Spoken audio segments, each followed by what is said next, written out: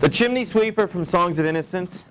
We have the presence of children, obviously, in this. We have the presence of the common man, the job, the chimney sweeper. But more importantly, it's the nightmares that this kid has, but how that transitions into the religion and God, which we knew from talking about William Blake earlier, was a big deal to him, was a big part of his life. Okay, so we have the chimney sweeper, as the narrator.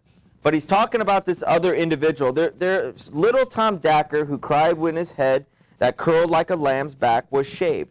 So I said, hush, Tom, never mind it. For when your head's bare, you know that the soot cannot spoil our hair. So this kid, was shaved so that his hair's, you can't spoil your hair anymore. It's not dirty anymore. So calm down. And so he was quiet, and that was very night. As Tom was a-sleeping, he had such a sight that thousands of sweepers, Dick, Joe, Ned, and Jack, were all of them locked in coffins of black. So he had a dream that all of them were dead in coffins of black. And of course, that would upset most people, I would think, to think that, hey, I'm dead. But here's where it really changes. So if there's a turn, here it comes.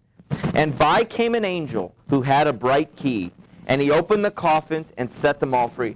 It's not just a key, it's a what key? A bright key. Remember, coffin of black and darkness, but then you have this almost illuminating key, the brightness of a key. He opened the coffin and set them all free. Then down a green plain, leaping, laughing, they run, and wash in a river and shine in the sun. So stuff kids should do, right? Go outside and play. Did your parents ever say that? Just put the games away and go outside and just be kids. Play around. Laughing, jumping around, playing. Do you think they do that in their everyday life? They're being forced to work in chimneys.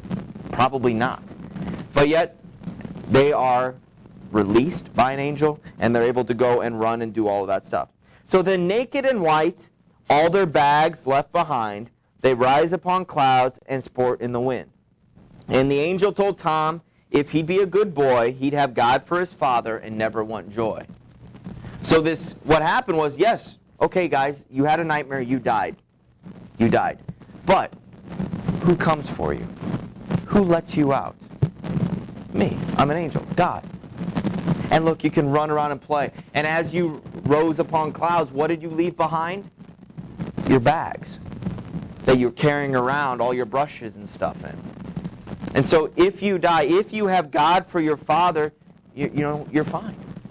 You're fine. So don't be worried. Don't be scared about death. Go and live your life, live your life well. Because when you do die, it will be dark, but guess who's there to make it bright? And guess who's there to take you up to heaven, if you're a good boy. So that's why he says that he'd have God at his father and never want joy if he'd be a good boy. The last stanza. And so Tom awoke, and we rose in the dark, and got with our bags and our brushes to work. Though the morning was cold, Tom was happy and warm. So if all do their duty, they need not fear harm. So yes, something could happen to them, okay? But they're not worried about it. Okay, they're comfortable with their beliefs and what happens, that they're going to be taken care of. There's a part in Indiana Jones and the Last Crusade. Has anyone seen this? Okay, there's a big scene in a boat, okay, where they're in Venice, and they're getting ready to be chopped up by a big propeller. And Indiana Jones is holding the guy there, goes, you better tell me or we're gonna get chopped up. And that guy goes, my soul's prepared, how about yours? So he was willing to die. He's so confident in what's going to happen that I don't fear death. Indy does, so he pulls him and they jump off the boat into the other boat and then speed away. But it's very similar here where we see him all, sad and whiny and fearful. I hate to say whiny because we don't hear him whine, but you can imagine a kid. He's a kid. And so there at the beginning there, he's struggling. But then he has that dream and he has that illumination of the angel and of, I should live my life according to that he's fine. And the next morning, it's cold and it's dark. You say we rise in the dark. Maybe we get up and the sun's not up yet. Or we raise up and go up into the dark chimneys and stuff. It sucks regardless. But I'm not fearful anymore. And they say, so if all do their duty, they need not fear harm.